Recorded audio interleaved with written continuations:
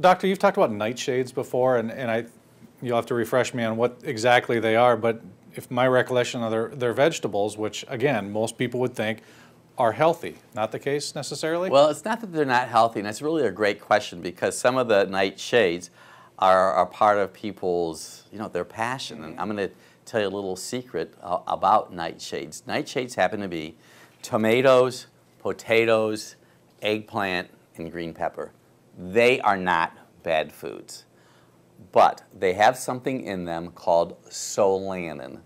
Solanin happens to be an alkaloid toxin that if you have liver distress, it comes back to that liver all the time. This happens to be an oil filter. It's the liver in your body. If you happen to have liver distress, tomatoes, potatoes, eggplant, and green pepper can cause distress. I also want to point out to individuals that the green pepper, if you have digestive distress with green pepper, you probably have liver gallbladder distress also. That's really significant for people.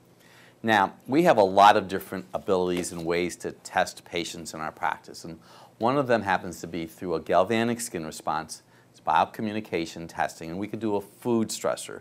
So that means electronically, we can literally test somebody.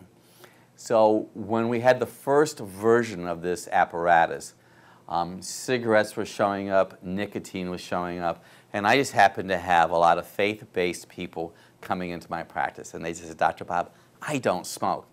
I don't smoke. And I just thought, okay, you don't smoke. But it was happening over and over again. So this is like, it was good, but it wasn't giving me exactly what's going on. So I thought, I am going to go to the internet, and I am going to type up foods with nicotine. And guess what showed up? The nightshades. Tomatoes, potatoes, eggplant, and green pepper. So let's say someone's going to quit smoking. They start to have an addiction to white potatoes, or they love pasta. So a lot of these so-called comfort foods, physiologically, people want it because of the nicotine. That was very profound to me. But I also have learned over time, and we've talked about this in a prior segment, about gluten-free. Many times they'll replace the gluten with potato starch.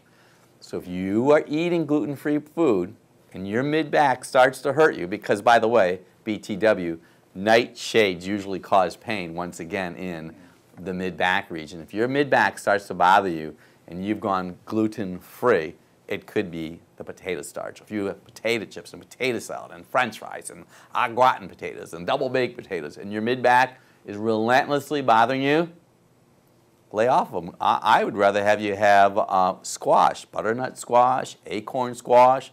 Squash is a great alternative. Sweet potatoes, yams. You can go on the wild side. You cut a yam in half, bake it in the oven, throw a little cinnamon on it, throw a few sprinkles of walnuts. Does the body good.